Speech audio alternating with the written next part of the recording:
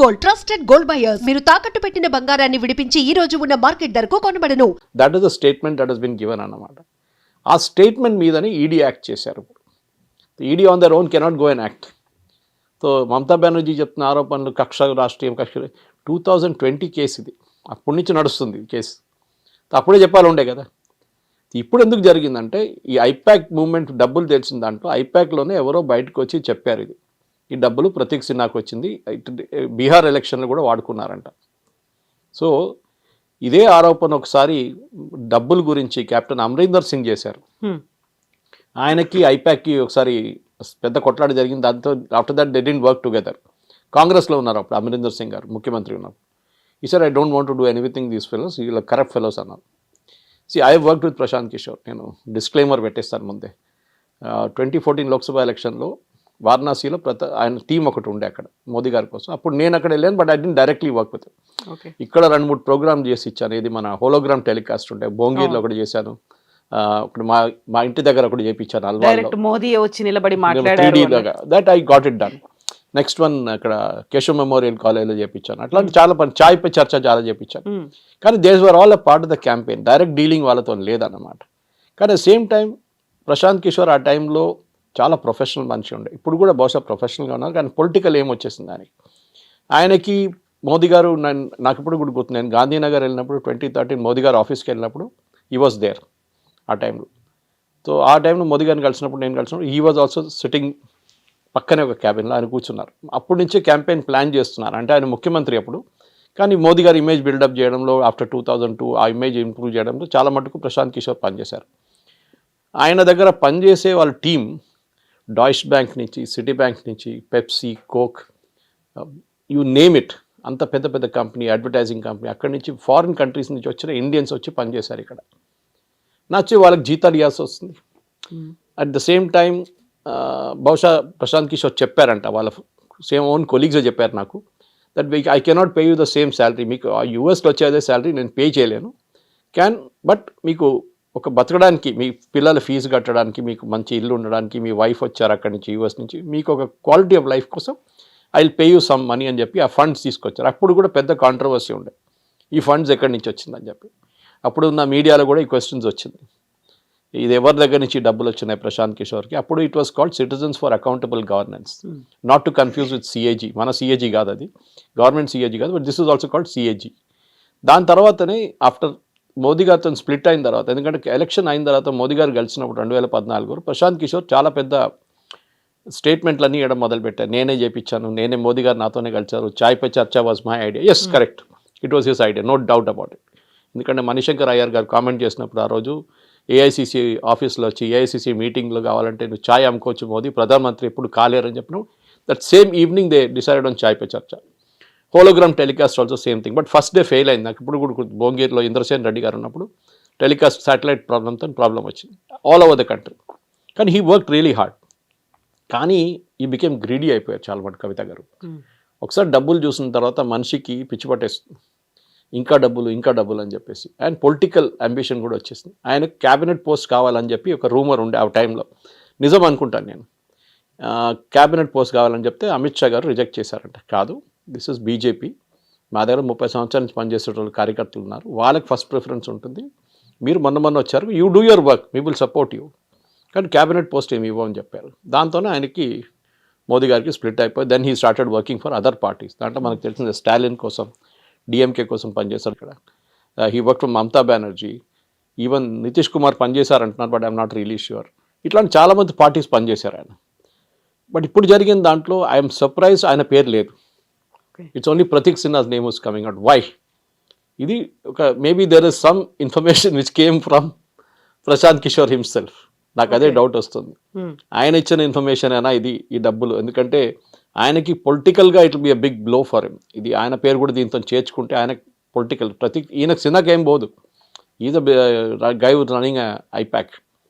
కానీ దీని వెనక పెద్ద ఒక స్టోరీ ఉంది. ఏదో మమతా బెనర్జీ చెప్తున్నట్లు ఏదో ఏం లేదు, చిన్న ఇష్యూ, లేకుంటే వీళ్ళు పొలిటికల్ చేస్తున్నారు, ఎలక్షన్ వస్తుందని చెప్పి రేట్లు చేపిస్తున్నారు అంటే you should be cool about it. సరే రేట్ చేయండి, మీ మీద రేట్ చేయలేదు కదా. అది నేను స్టేట్మెంట్ కూడా ఇష్యూ చేశారు ED, we never rated any political party. ఏ పొలిటికల్ పార్టీ ఆఫీస్కి వెళ్ళలేదు.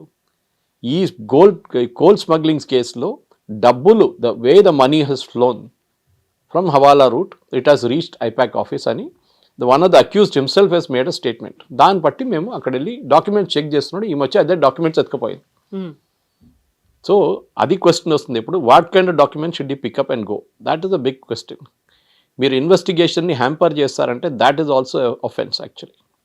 అండ్ యాజ్ అ ముఖ్యమంత్రి మీరు ఉన్నప్పుడు, మీరు ప్రమాణ స్వీకారం చేసినప్పుడు I will preserve, protect and defend the constitution of India as by law established అన్నారు. అది ఒక పెద్ద ఇష్యూ.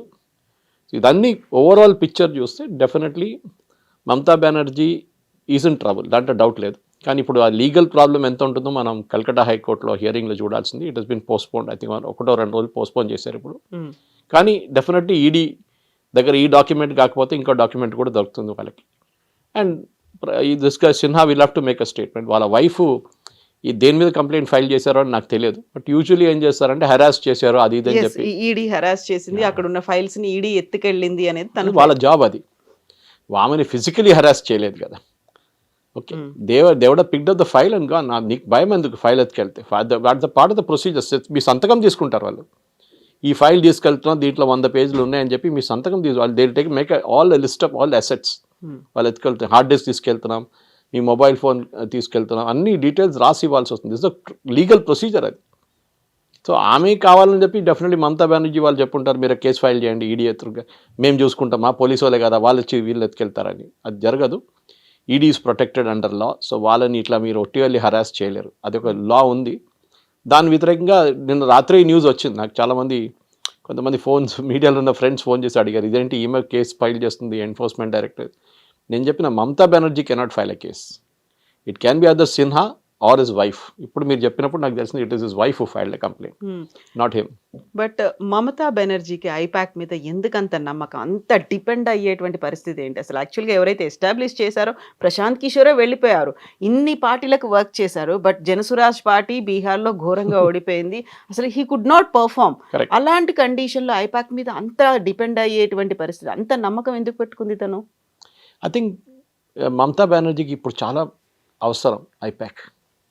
ఎందుకంటే ఇంగ్లీష్లో మేము స్లైస్ అండ్ డైస్ అంటాం స్టాటిస్టిక్స్లో.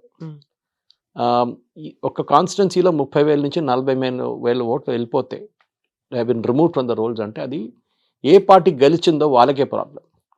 Last time Mamata Banerjee TMC party, if my memory serves me right, 215 సీట్లు గెలిచారు వాళ్ళు. 215-17.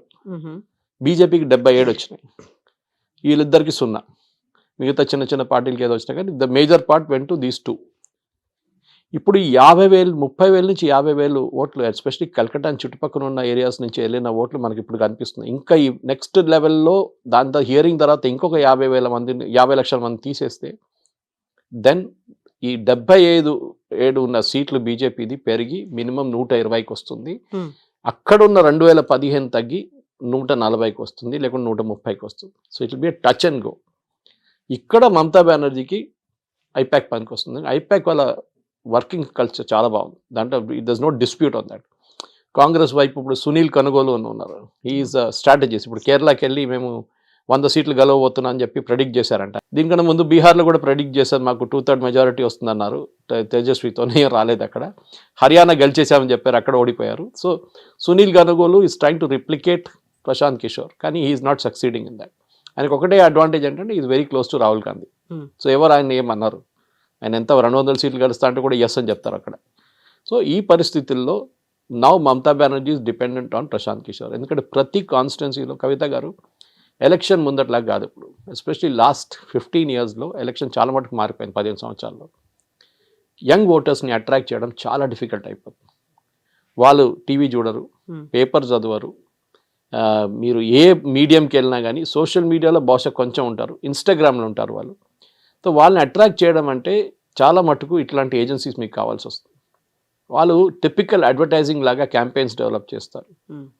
ఆ క్యాంపెయిన్ కూడా మైన్యూట్లీ టార్గెట్ చేస్తారు వాళ్ళు. ఫర్ ఎగ్జాంపుల్ ఐటీ సెక్టర్లో ఉన్న వాళ్ళు ఐటీ సెక్టర్ ఆ ఇష్యూస్ పెట్టి ట్యాకిల్ చేస్తారు. ఫార్మాలో పనిచేస్తున్న వాళ్ళు ఫార్మింగ్ కమ్యూనిటీలో ఆర్గానిక్ ఫార్మింగ్ చేస్తున్న చాలామంది చదువుకున్న వాళ్ళు టార్గెట్ చేస్తారు సపరేట్. అన్ఎంప్లాయిడ్ని ఇంకో రూట్లో టార్గెట్ చేస్తారు. సో ఈ స్లైసింగ్ అండ్ డైసింగ్లో వీళ్ళు Prashant Kishor team is very good. వాళ్ళ call centre operations is even excellent, చాలా బాగా చేస్తారు వాళ్ళు. సో బహుశా ఇప్పుడు మమతా బెనర్జీకి వీళ్ళు కావాలి ఇప్పుడు మోర్ దెన్ వాట్. దానికోసం ఆమె నిన్న ఇచ్చిన స్టేట్మెంట్ తర్వాత నేను కూడా సర్ప్రైజ్ అయిపోయాను. 2019లో మా కోసం పనిచేశారని చెప్పిన వాళ్ళు 2025లో మమతా బెనర్జీ పార్టీ ఫైల్స్ ఎందుకు పెట్టుకున్నారు? సో పాసిబ్లీ ఆమె కాంట్రాక్ట్ రిన్యూ చేసుకుని ఉంటుంది ఇప్పుడు 2026 ఎలక్షన్స్ కోసం. She would renewed the contract with IPAC. అదే that is only reason I see. ఎందుకంటే ఆమె చెప్తుంది కదా క్యాండిడేట్ లిస్ట్ ఉంది వాళ్ళ దగ్గర అని. అంటే ఆబ్వియస్లీ క్యాండిడేట్ లిస్ట్ డిసైడ్ చేశారు, అట్లీస్ట్ టెంటేటివ్ లిస్ట్ డిసైడ్ చేశారు, అది ఐపాక్ దగ్గర ఉండిపోయింది. ఐపాక్ వాళ్ళు స్ట్రాటజీ డెవలప్ చేస్తున్నారు. ఈ క్యాండిడేట్ని అక్కడ వెళ్ళి ఆ కాన్స్టిట్యున్సీ వెళ్ళి వాళ్ళు సర్వేలు చేస్తారు. ఇప్పుడు 5 క్యాండిడేట్ మమతా బెనర్జీ పేర్లు ఇస్తే 5 పేరు తీసుకొని కాన్స్టిట్యున్సీలో వెళ్ళి ఒక సర్వే 50,000 మందిని కాంటాక్ట్ చేస్తారు. ఈ క్యాండిడేట్ని మీరు ఈ 5 మంది ఉంటే మీరు ఎవరికి ఓటేస్తారు టీఎంసీలో అంటే వాళ్ళు చెప్తారు XYZ. అది బట్టి వాళ్ళు వచ్చి మళ్ళీ మమతా బెనర్జీకి ప్రజెంటేషన్ చేస్తారు. ప్రతి కాన్స్టిట్యున్సీలో we'll popular then she will take a call on that. అది బహుశా చేస్తున్నారు. ఆ డీటెయిల్స్ ఈ లిస్ట్లో ఉండిపోయింది. అదే ఆ గ్రీన్ ఫైల్ తీసుకొని ఆమె బయటకు వచ్చింది నిన్న. పాసిబుల్లీ ఆ గ్రీన్ ఫైల్లో ఆ డీటెయిల్స్ ఉండే నిన్న క్యాండిడేట్ లిస్ట్. అది భయపడుతున్నారు. ఆ క్యాండిడేట్ లిస్ట్ గట్రా బీజేపీ దగ్గర వెళ్ళిపోతే వీళ్ళు గుంజుకుంటారు అటువైపు అని చెప్పి భయం ఉండొచ్చు. So I think she's dependent, దాని డౌట్ లేదు. ఎందుకంటే వాళ్ళ పార్టీ ఇన్ఫ్రాస్ట్రక్చర్ అనేది లేదు వాళ్ళ దగ్గర. She and her nephew Abhishek Banerjee వీళ్ళిద్దరే ఉన్నారు. ఆమెకి అభిషేక్తోని కూడా ఏదో డిఫరెన్స్ ఒపీనియన్ ఉందని చెప్పి కల్కటాలో ఉన్న కొన్ని బెంగాలీ న్యూస్ పేపర్స్ రిపోర్ట్ చేస్తున్నారు. దీనికన్నా ముందు కూడా వీళ్ళిద్దరు నడువిట్లో కొంచెం డిఫరెన్స్ ఒపీనియన్ వచ్చింది. సో దాని తర్వాత మళ్ళీ ఆమె she took him back in to the party. Like same with Mayawati కూడా నెవ్యూ మీద డిపెండెంట్ అయి ఉన్నారు. వాళ్ళిద్దరు ఒకసారి కొట్లాడుకొని మొత్తం సపరేట్ అయిపోయారు, మళ్ళీ రిటర్న్ వచ్చారు ఇప్పుడు. So this election definitely Mamata బెనర్జీకి ఐపాక్ కావాల్సి, ఐపాక్ కాకపోతే ఇంకేదైనా agency, but I'm sure that ఐపాక్తో వాళ్ళకి ఏదో ఒక వర్కింగ్ రిలేషన్షిప్ డెఫినెట్గా ఉంది. సో బీజేపీ మమతా బెనర్జీ పానిక్ అవుతుంది అంటే ఒక మీనింగ్ అనేది ఉంది. బట్ కాంగ్రెస్ అండ్ సిపిఐ కూడా అదే మాట ఎందుకు అంటున్నాయి? ఏం చెప్తారు, బెగ్గర్స్ కెన్ బి చూసర్స్ అంటారు ఇంగ్లీష్లో. అవును, ఓకే, వాళ్ళు ఏం చేసుకుంటారు పాపం, వాళ్ళకి 0 సీట్స్. వాళ్ళ క్రెడిబిలిటీ రావాలంటే బీజేపీని అటాక్ చేస్తే వాళ్ళకి 10 సీట్లు కూడా రావు. ఎందుకంటే బీజేపీ హిందూస్ ఓటు మీద బతుకుతారు వాళ్ళు మోస్ట్లీ. కానీ వీళ్ళ ఓటు ఎవరు? మమతా బెనర్జీది ముస్లిం ఓట్స్, అది కూడా బంగ్లాదేశీ ముస్లిమ్స్ చాలా మట ఆరోపణ ఉంటుంది ఇప్పుడు. కాంగ్రెస్ కూడా అంతే. So the target is same for all this 3 people. రేపు ఓవైసీ వస్తే ఆయన 4వ మంచి అయిపోతాడు దీంట్లో బార్గెన్లో.